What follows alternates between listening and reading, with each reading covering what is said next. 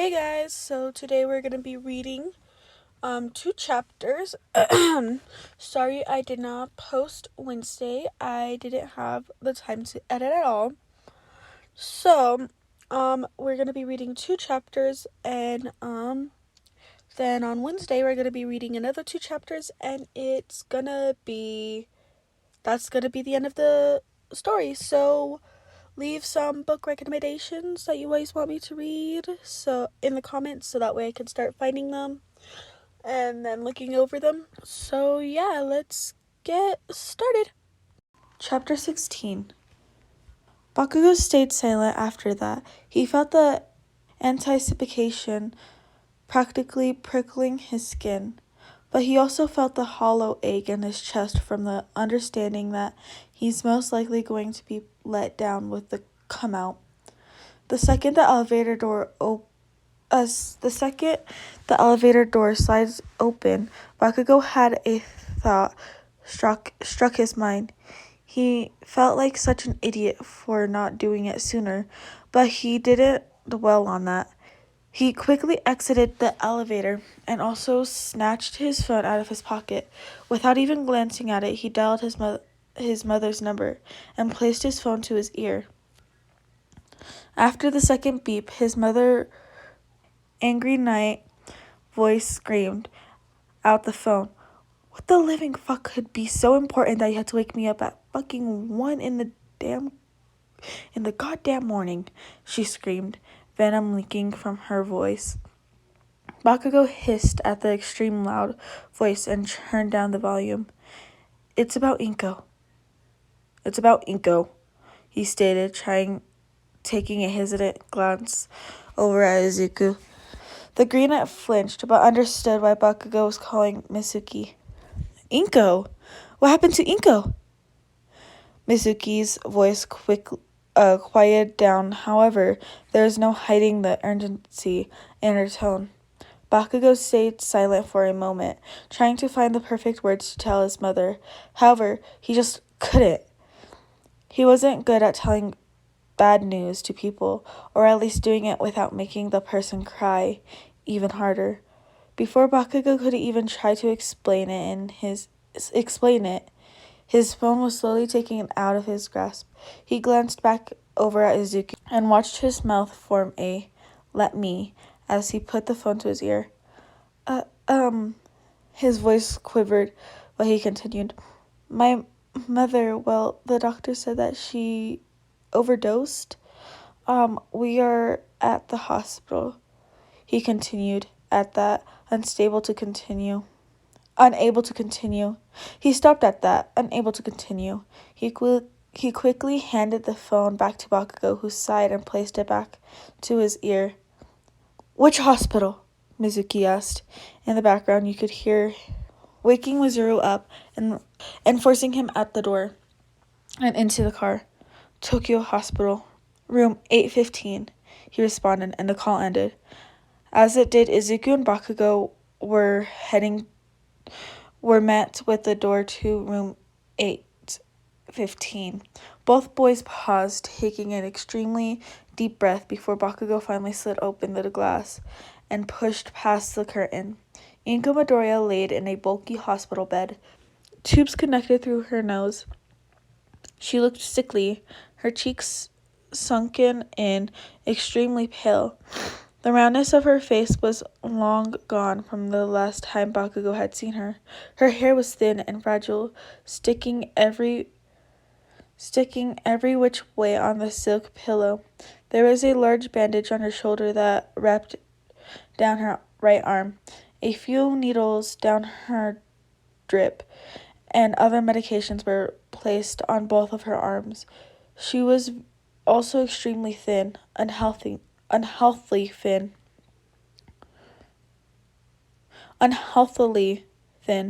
Izuku had noticed before,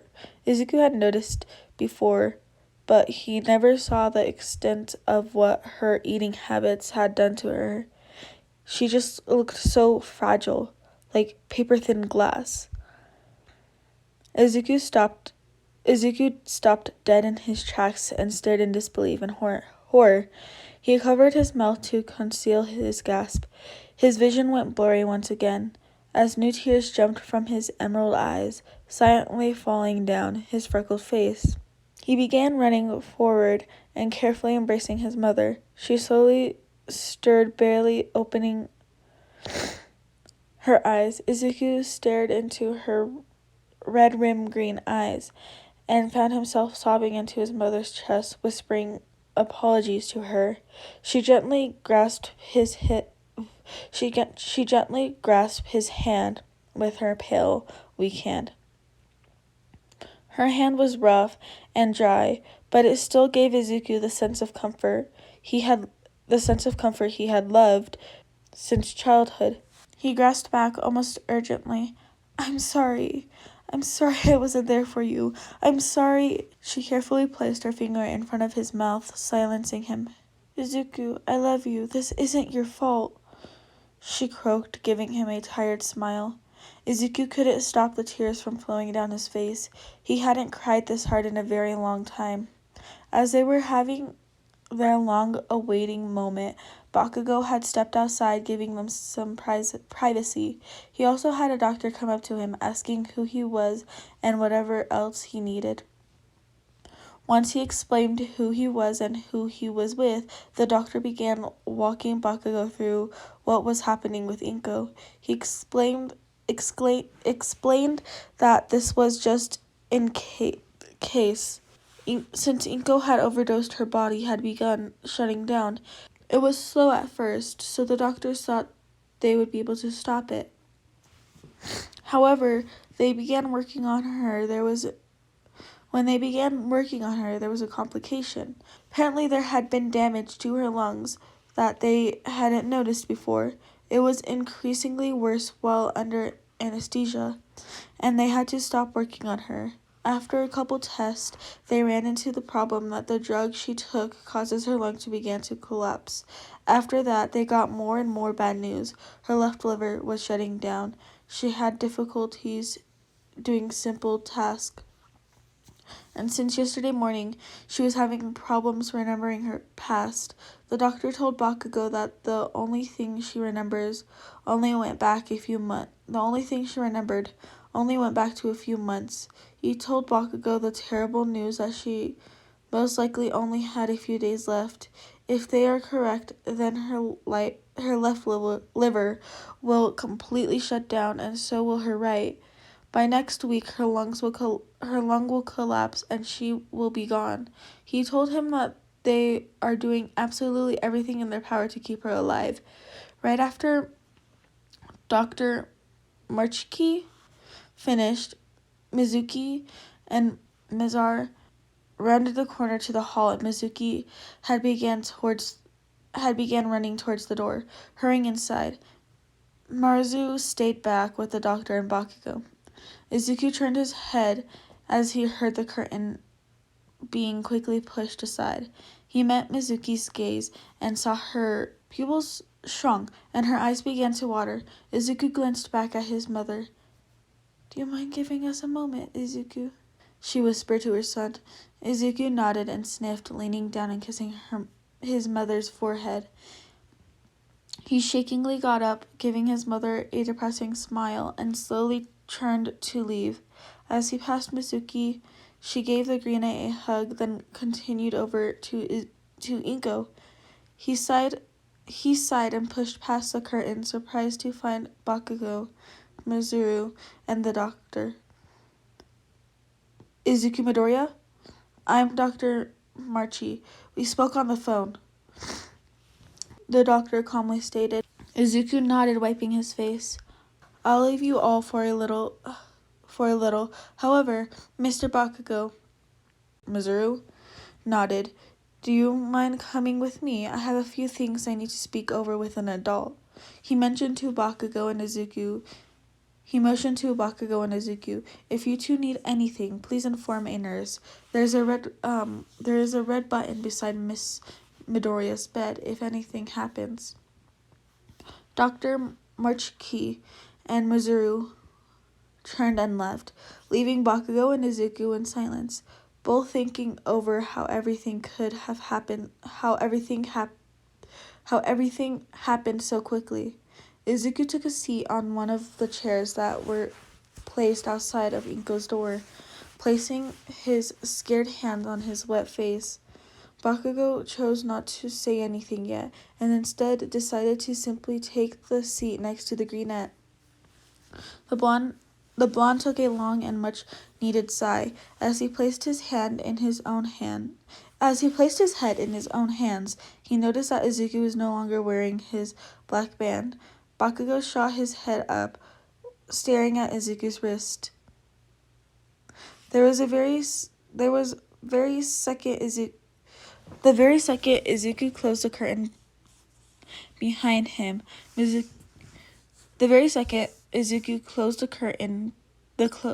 Closed the curtain behind himself. Mizuki launched herself into her high school best friend, tears yet to fall building up in her eyes.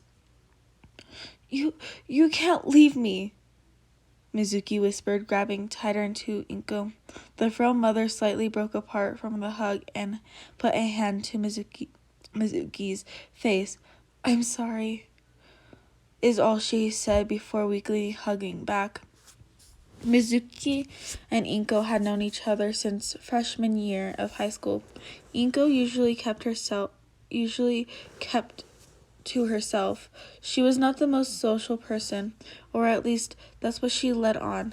She had a very close group of friends. They were sometimes mistaken as family more than a group of friends. All her friends would easily explain her as a talkative, exciting, and kind girl. However, they never did. Their group was the outcast. No one really spoke to them in high school or middle school. People found their closeness a little odd. Mizuki, on the other hand, barely even associated herself with the human race. She was a lot like her son in that way.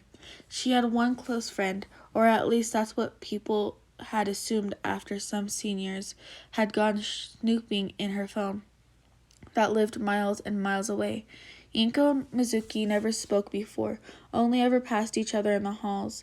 That was until Mizuki decided to form a volleyball team since their school didn't have one, and Mizuki was very fond of the sport. After seeing some posters and having her friends peer pressure her, she decided to join the team. She figured it would look good for a scholarship as well as be a easy activity and fun to take part of. Since Inko had never been the best at sports and was incredibly afraid of the ball, she needed a lot of guidance if she was ever going to actually play in a game.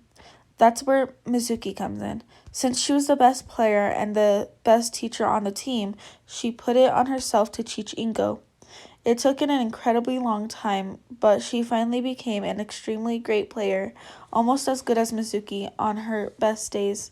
During all her training, a friendship bloomed between the two, one that had stuck all through high school and college and even in adulthood. They were as close as peas in a pod. They knew everything about each other, and had been together through their worst and their best. Seeing Inko, who she hadn't seen in about a year, in a hospital bed because of the man Mizuki had forced to plague his full heart to Inko during college, that was heartbreaking. To make matters even worse, it was her deathbed. She was going to die. Oh God, her best friend was going to die.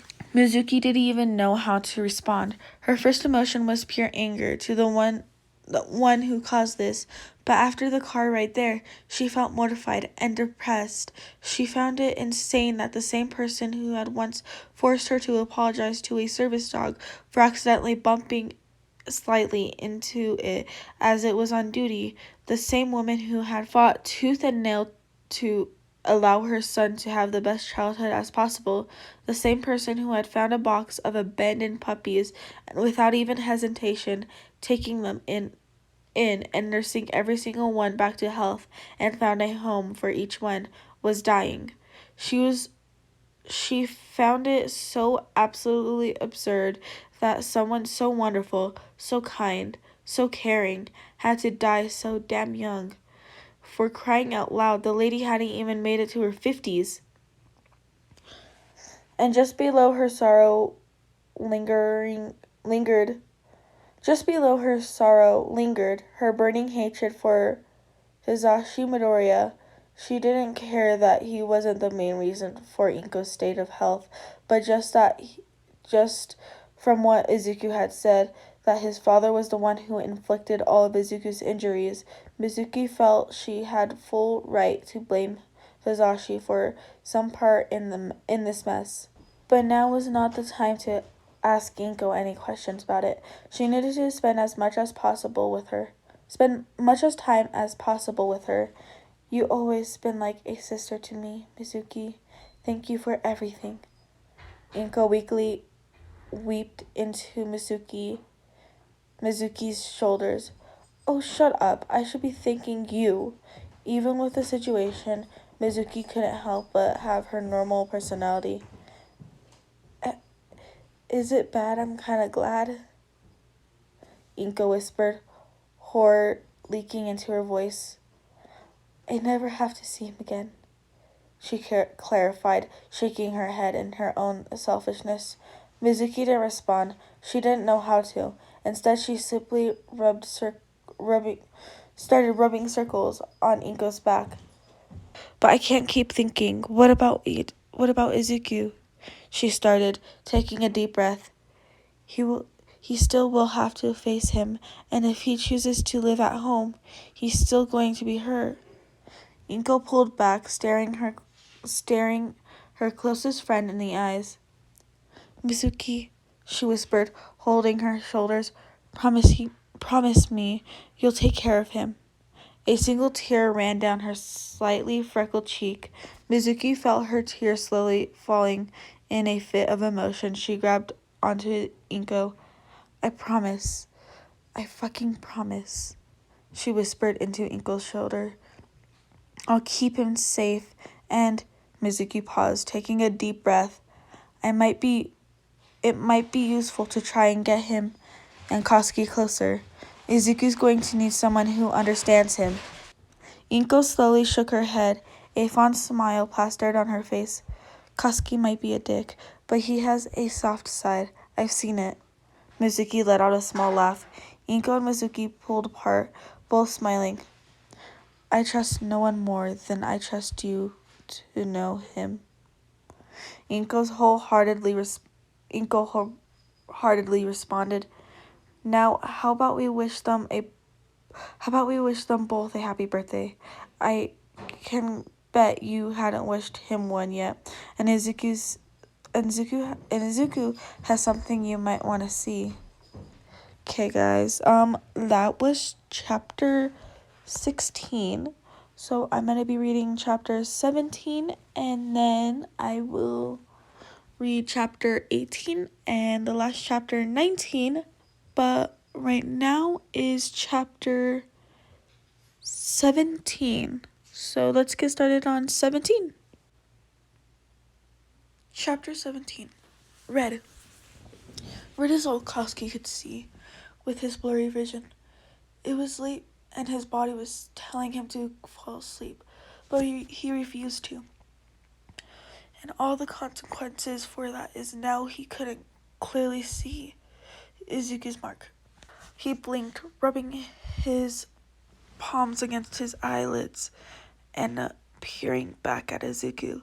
He wasn't imagining it. The mark was red, not brown, not blue, not gray, not green. Hell, it wasn't even some normal eye color. It was red. How many people could have red eyes? And that color, it seemed so familiar. However, many people could have red eyes. For Christ's sake, it could be someone he didn't even know yet. It could be some extra he passed on the street, or maybe they lived across the world. Kosuke wouldn't know. Wait, why does Kosuke even care? It's not like he ever cared about this before. He never cared about soulmates. Just some useless mark that forces people to believe in true love. is what Koski normally said about the matter. But why now? Why but why now was he acting like he actually gave a damn? It's not his place to care. He would have his own mark, one that isn't green, and live his life like he had planned since he was 8. Live alone and didn't even need people in his life to be happy or okay. Become number one and be everyone in his path. Show people he mattered. Not that he needed their opinion on him. He just, well, okay, maybe he kinda cared. Praise is what drove him to act. It was it fueled his pride. That's all he needed. At least that's all he thought he needed. Which, even with all these thoughts swimming in his head, Koski still took a closer inspection on the mark, making sure Izuku didn't notice him staring. He couldn't exactly decipher what the soulmate quirk might be. It's not like it wasn't detailed. It's just that without any color other than red, it didn't actually have much detail. At least at first it appeared that way. But after a few seconds, Koski noticed there was a small detail in a light orange. Again, the color seemed so familiar to Koski, like he's seen it 100 of times before. If I know them, then who could it be? Koski wanted to reach out and lightly take Izuku's wrist to see if he could understand what the mark was shaped like. It had 2 spiked masses, and Koski could tell there was better detail to them. But he was too far away to get a good look at it. If he could guess what it appeared to look like, almost like explosions. Or maybe just that was Koski's imagination playing tricks on him.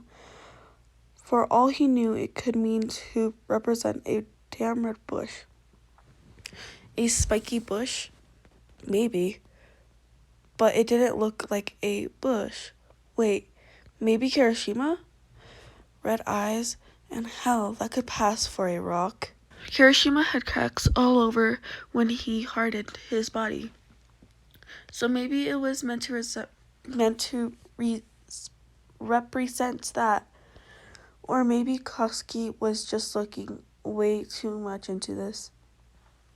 There's way too many holes in that conspiracy.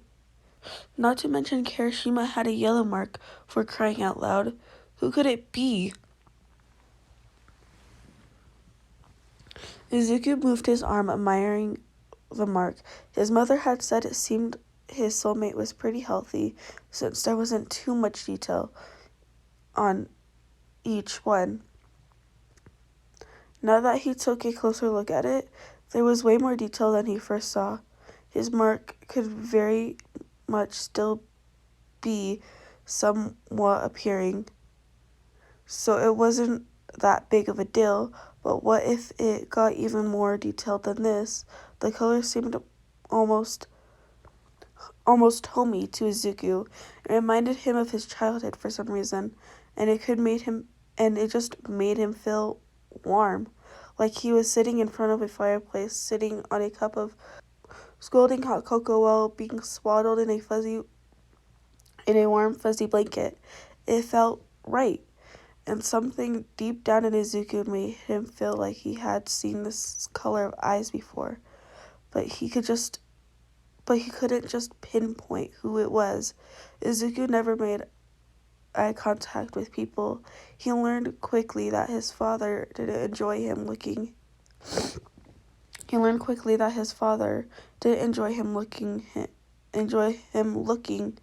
at him straight in the eyes, so he just kind of stopped doing it. It happened to follow him into his normal life too, and soon he found himself not looking in anyone's eyes.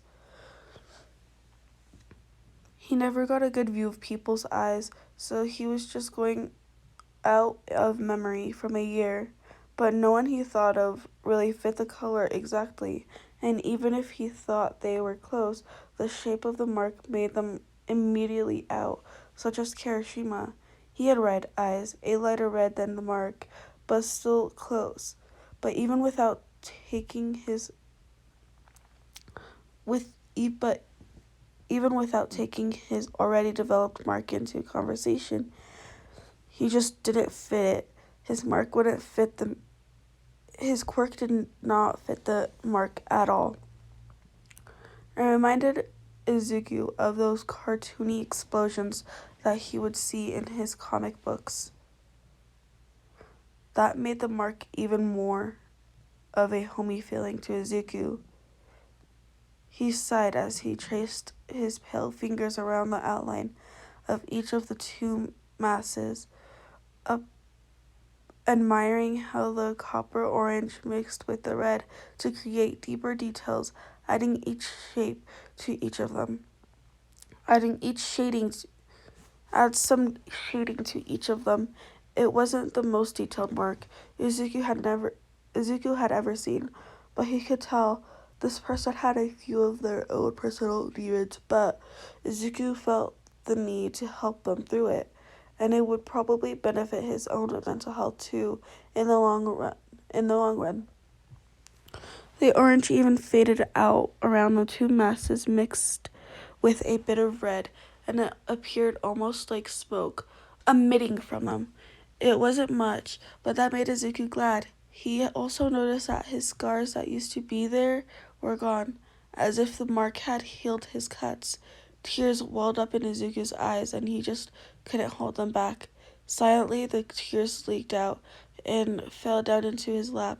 He pushed his left hand across his face, wiping the tears away, but he stopped when he felt a warm, slightly consoled hand gently across his cheek.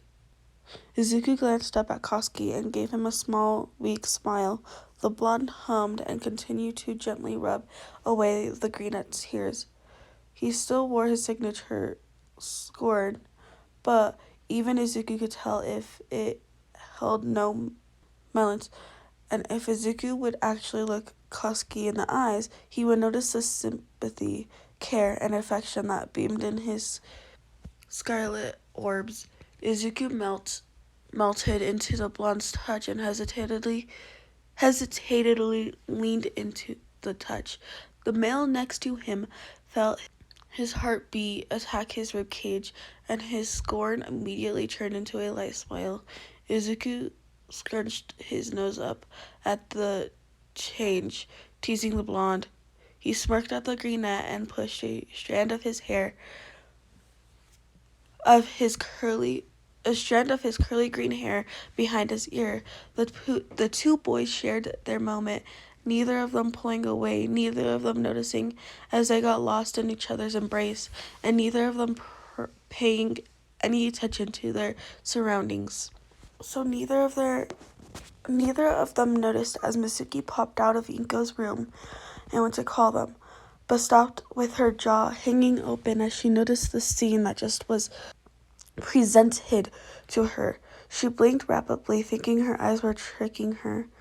To no avail. However, when she opened her eyes once again, she was met with the same scene of her son, one she had never seen being affectionate or kind to a soul, comforting the boy she thought her son seethed. What type of nightmare dream is this? Their moment stopped, however, when Mizuki opened her mouth with a loud clank of teeth, alerted the boys of her presence.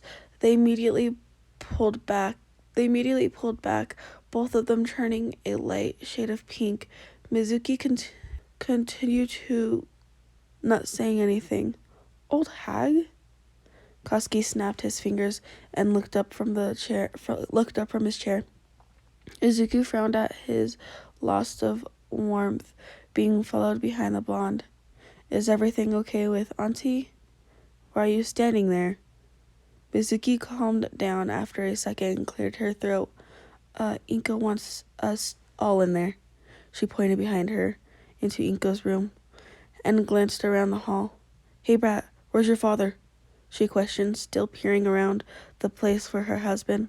Like I would know, he answered quickly, his normal tone dropping as he pushed past his mother into Inko's room. Koski, it's been too long. Inko disheveled form comment, greeting the boy with a warm smile, one that looked all so familiar to her son's smile, the smile Koski wanted to see more than anything. Hey, Auntie, he greeted in a whisper, hesitantly stepping closer to Inko's bed. Come sit, I don't bite. Her voice cracked, effort being placed into her voice. Her eyes were red and swollen, making it very obvious what she was doing a few minutes ago. She patted the space on her bed, motioning for Koski to take a seat. He shakily sat down on her white sheets. Mizuki took two chairs from the side of the room and placed them next to Inko's bed, and Izuku gladly took one of them as Mizuki sat next to him. They all sat in dense silence, all of them waiting for someone to start a conversation. After a little, Koski just couldn't hold back from what had been on his mind for a while now. I'm sorry. So sorry, he whispered, tears threatening to fall from his scarlet eyes, but he forced them back. Inko cocked her head to the side, slightly questioning him. What are you sorry for? She asked, letting out a little chuckle with little any humor in it. I just couldn't help but feel like I could have prevented this, he whispered, staring blankly at his hands. So many emotions and memories spun around in his head, and he felt it become difficult to breathe. Oh, honey. She weakly placed her hand atop the blonde's. There was nothing you could have done. You had no idea this was going to happen. She closed her eyes slightly, giving him a warm smile. No. Koski felt his hands begin to shake. I knew, I saw, but I was too dense and too much of an idiot to think of what I could do, he whispered, a tear rolling down his face. Inko glanced into his eyes, but she couldn't tell exactly what the blonde was feeling. Anger, sadness, horror, and pain? Is that the most she could tell? Pain is the most she could tell. What do you mean, Kachan? Izuku asked from his chair. A few days ago, while I was on a nightly jog to calm down, He paused, taking a deep breath.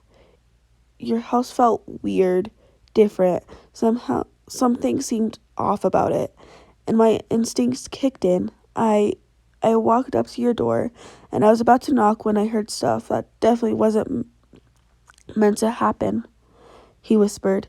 He heard Izuku take a steep inhale. I left it at that and tried to forget about it. I was so confused, but something clicked after that. So when Deku finally came back to school on Friday, I wanted to make sure he would be okay. He sighed, uncomfortable with sharing what happened, since he was still not completely sure what happened. He's a horrible man. Fucked up. He began shaking again, and Inko gasped his hands gently. I'm sorry. I'm so sorry. If I wasn't so dumb, then I would have been able to save you too. I'm... Tears finally began to fall, and he pushed off the bed, turning around to cover his wet face. It's not your fault, Inko said with a caring tone. You saved Zuko, and that's more I could have ever asked from you. Thank you, Koski. She smiled through her tears. Izuku got up slowly from his chair and silently stepped towards Koski. The blonde wiped the last of his tears away and went to turn around, immediately being met with Izuku. The Greenette embraced him in a warm hug, wrapping his arms around his neck and standing on his tippy toes to rest his chin on Koski's shoulder. "It's not your fault," he whispered, Katron hesitantly wrapping his arms around Izuku's waist. The granite made no movement of discomfort or move when his arms lightly wrapped around his waist, so he pulled him closer. Their chests flushed together as they both let their tears silently fall. After a few seconds, Koski calmed down mostly and finally began aware of growing wet patches on his shoulder, so he lightly drew a calming circle on Izuku's back. They swayed lightly side to side as both of their mothers gave each other a knowing glance before smiling at their son's exchange. Izuku calmed down, his slope coming to the end, but he didn't make any movement to leave Koski's arms, and neither did Koski. The blonde began to unwrap his arms, but Izuku just responded by pushing closer to him and tightening his grip around Koski's neck. Koski sighed and let out a small smile as he noticed that Deku wasn't ready to let go yet. He picked Izuku all the way up, lifting him off the ground. Izuku yelped and gave Koski's neck a death grip. He instinctively wrapped his legs around Koski's waist, embarrassing both of them. Koski wasn't complaining, though. He walked over to Inko's bed and sat down, lowering Izuku into his lap. He gradually accepted his spot, loosening his grip on his neck a bit. So, Mizuku, your mother told me you got your mark," Mizuki began after a few seconds of admiring them. Izuku flicked up to meet Mizuki's eyes on accident. That color. He had been dazed and he wasn't paying enough attention. He flicked back, holding his stomach as if he's been punched in the gut. "Sorry," he blurted out, his eyes glazing over as he got ready for the punch he was expecting to come his way any second now. He slowly peeled his eyes open, hesitantly, calming a tad bit when he felt Koski tighten his grip around his waist. The hit never came. "Deku, are you okay?" Koski whispered with concern. "Is it about your mark?" he suddenly blurted out, without thinking what he was saying. What he was even asking? What? No. Izuku suddenly calmed down, still breathing hard. "Sorry, Auntie, Mizuki leaned forward and slightly gripped his hands. "It's okay," she said calmly, flashing him a sympathetic smile. Izuku rubbed his wrist. Confusion bursted through his head as he no longer felt his scars. He glanced down, realizing drifting along his features. He slowly let go of his wrist, shakingly, moving it in front of himself, allowing Mizuki to get a good look at his mark. Koski also leaned his head over Izuku's shoulder to get a better view. Realization dawned on Mizuki's face as she calmly lifted her gaze up to her son, taking a moment to glance at his eyes. Mizuki felt like she was hit by a fucking bus. Okay, guys, so that was the end of chapter 17. So, I hope you guys enjoyed, and bye!